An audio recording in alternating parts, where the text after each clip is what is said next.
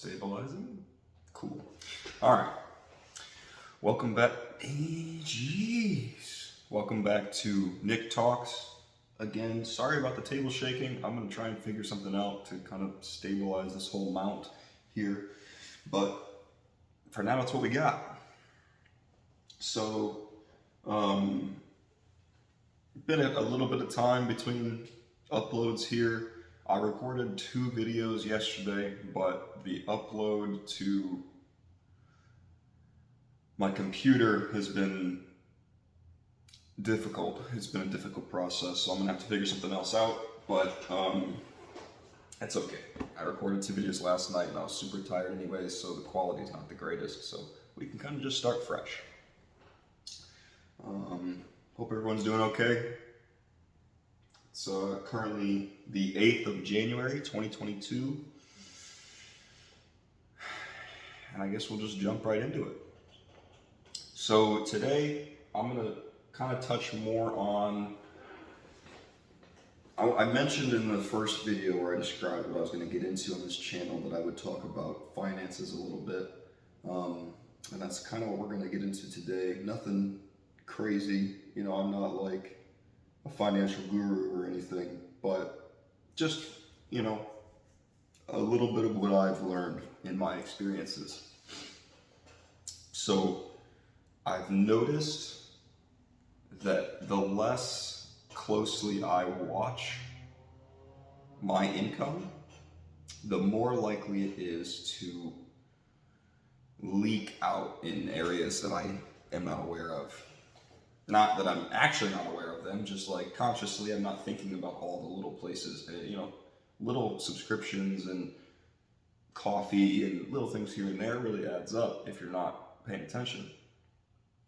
So the point of this video today is to kind of just talk about paying attention to your money, which has been a huge deal in my life personally, because like I said, as soon as you stop paying attention, it just seems to float away. So I'd say what has worked for me is just to log your income. First off, it's just to, like, you know, you can either do it on paper or create a Google spreadsheet or Excel if you know how to use Excel, or, you know, any kind of spreadsheet, and then just document your income and then log where it goes out to when it goes out. I mean, that's like a great place to start. That's kind of how I started paying attention, and you notice a lot more, and if you kind of watch it either every day or every other day or so forth and keep it updated, you can see what areas you can improve. Now, something like in addition to that, something that has helped me out as well is, so you already have your method of paying attention, whether that's paper or spreadsheet. I think just for simplicity's sake, I'm going to talk about a spreadsheet because that's what I use. So on your spreadsheet, you have your income coming in and then where it's going out. To take it a step further, say you have your income and then you have your fixed expenses. So what you have to spend money on, your living expenses, you know, phone bill, groceries, things like that. And then you calculate what percentage of that what percentage of your total income is going to fixed expenses. And then that gives you what is left over. So just for an example, let's say 40% of your income goes to fixed expenses. That gives you 60% left. Now,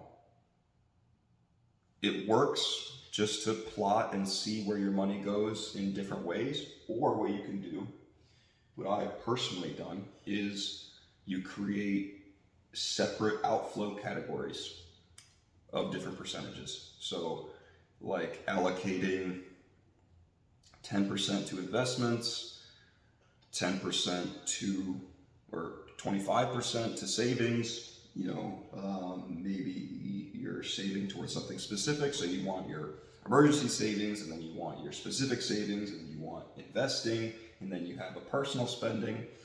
Because I do think that personal spending is important. If you don't include personal spending in your budget, then you're going to have to take it out somewhere, because eventually you're going to go to the gas station and you're going to want something to drink. And unless you're like super focused and disciplined, you're going to get that drink. And it's okay to live a little bit, I think. If you just cut out like 5% or less, have like $40 a month, that's okay. But just plotting how much you want to go where, and then we'll call each of those categories an account. So this way, you can call them different accounts, but you can run it out of one bank account, which is what I've always done. I'm sure that it's very beneficial to have multiple bank accounts, especially when you have real savings and checkings, but I'm not there. So I just run it all out of one checking account, and I have how much money is going into each category by percentage, so that every time I input my income, every time I get a check or I make any money, I put it in there, I describe where it came from and the date. And then that automatically filters through the percentage system and fills in where it's going. So if I have it listed as 10% for investing, then automatically 10% of that is added to my investing category. And then you have totals, so you can see exactly how much is in each category, which makes it a lot easier.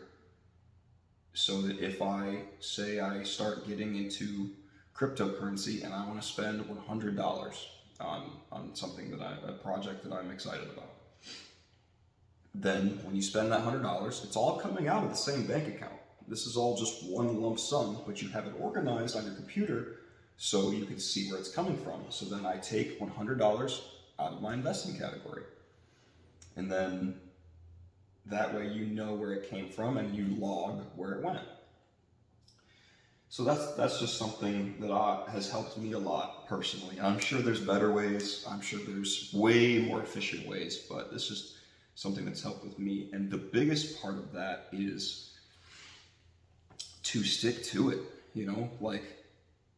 This is a system that I've kind of learned about and figured out over the last year or two, and it really helps. But the biggest issue is if you fall off the wagon for a week and you don't log your expenses, you don't log your income, then you have to go back and catch up.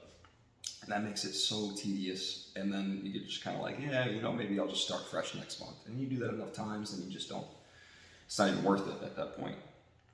So the point is you have to stick to it. And personally, I don't think it's very good to like slave over your money. I think that just too much concentration goes there and it takes too much space. But, checking on it every day for or at the end of every day or at the beginning of every day, and just logging your expenses for that day, it takes 10 minutes a day, that's not bad. That's just over an hour a week that you spend keeping yourself accountable to where you want to go, because then you can plot for like a specific goal, a car, an investment, and a number in your savings account, anything like that. You can plan for it, and you can see how long you're going to get there by how much money you make, and it's all laid out, so at least you know. Now the problem is, let's say you get in, this is all with the assumption that you make more than you spend. But what if you start plotting this and you realize that you make less than you spend, or you're just breaking even expenses wise? Maybe your fixed expenses are exactly even with your income, or you're not making enough to where, only a couple dollars is going towards your goals every month anyways. So in that situation, what do? You kind of have two options. You can either lower your fixed expenses or raise your income however you can, or both. Obviously, both would be most ideal, but that's not always an option, depending on your situation. But at least you're conscious of that. That's what is so great about paying attention, is even if it's terrible, at least you know how terrible it is, so that you're not just blindly walking around and then going to the gas station or going to a store and saying, can I buy this? Can I afford this? You already know. You already know if you can or not. And then being disciplined enough to follow what you know is true.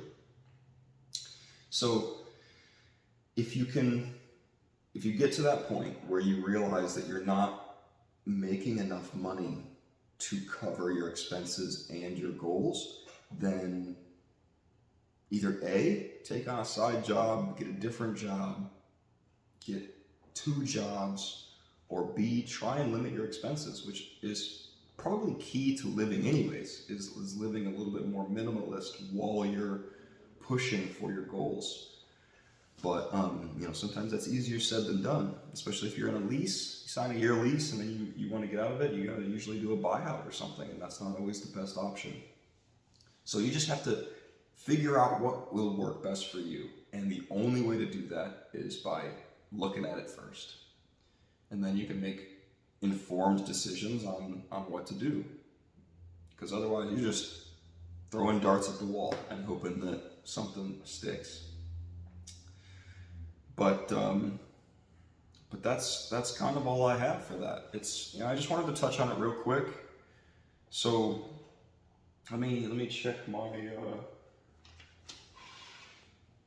little camera shake. Let me check my notes and make sure I'm not missing anything on that. Yeah, it's just so helpful to me, because there's a noticeable difference consciously when I'm watching my finances and when I'm just letting it do its thing.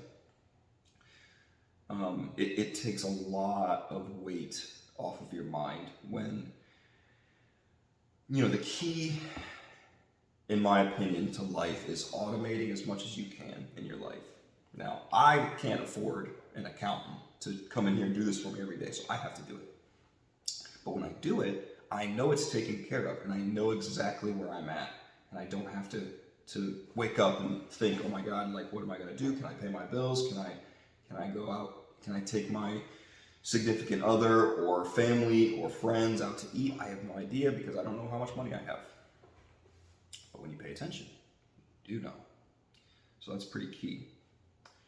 But let me know what you think about that. If you think it's a good system, if you think it's a bad system, if you have a better system, I'm all ears for improvement.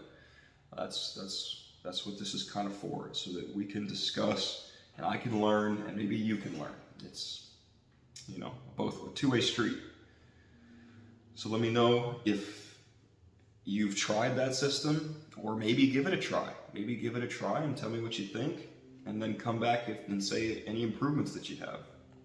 Or if you have a better way, if you know of any resources that are cheap or free to use that help you plan out your expenses, throw it in the comments so that myself and anybody else can learn from it. And we can all get a little bit better, a little bit richer, hopefully. Another thing I wanted to mention, I kind of touched on last video,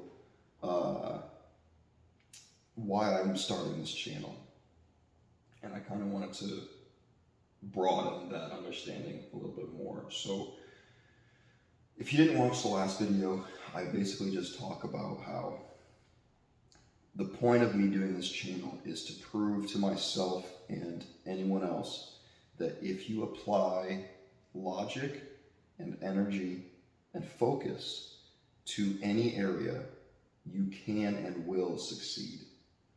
And with that logic, that means that anybody can reach whatever they define as success in their own lives. And so that's my personal belief, that all you have to do is try and put it out there. And you can fail, of course, but you'll be learning the whole time, and on a long enough timeline, you will succeed in whatever you want to do.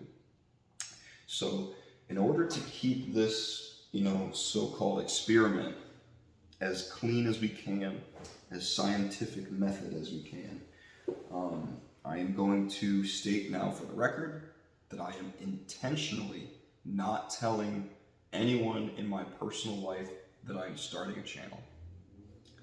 So that way I'm building off the ground. So, you know, if this channel goes somewhere and I figure things out and we get a little successful, then I can say that, you know, you don't need a big family or a huge amount of friends or anything to help support you in the beginning. All you need is yourself. Because that's truly what I believe. I believe that in order to make things happen in your life, you just need you. Help helps, obviously. If you can get somebody to give you a little money or a little help or a place to stay or whatever, help is always appreciated. But you can do it yourself. You are all you really need to change your life. And that's what I'm setting out to prove with this. Among other things, but this is so that there is video evidence that there was a starting point and maybe not an ending point. Hopefully you can just go on forever, but I wanted to state it for the record that I am not telling anyone about it. I can't really account for the lurking variable that if this gains traction, then obviously everyone I know uses YouTube, so maybe there's a chance that they would see it. I can't control that, but I can control what I put out. So, but that's kind of it for today. Let me know what you think about that little financial tidbit. It's not really advice, but it's something that has helped me a lot when I stick to it. I'm really personally not very good at being conscious of my money. I like to spend money a lot, even if I don't have any. It's just a horrible habit, but it's part of the process. It's how you get better, is by admitting what you're not good at. So learning to get better in that area can do nothing but help, because you can say that money is the root of all evil, that it inspires greed and corruption, but I don't think so. I don't think it is the nature of wealth to corrupt. I think it is what you make of it. And if you see money as energy and time, then it's nothing but beneficial if you spend it and you use it right. So although a lot of bad things can happen when you pursue money, a lot of beautiful things can happen as well. And I can promise you that comfort is never a bad thing. And even if you don't want to have a lot of money, make a lot of money and give it away. Make the world a better place. Getting more money is never a bad thing, because if you have it, you decide what to do with it. And you can decide how beneficial you're going to be to the people around you. But those are my thoughts. Let me know what you think. I'm not going to start begging for likes or subscribes yet. Maybe at some point I will, but not today. So do whatever you like, but thanks for the support. Thanks for watching. I really do appreciate it.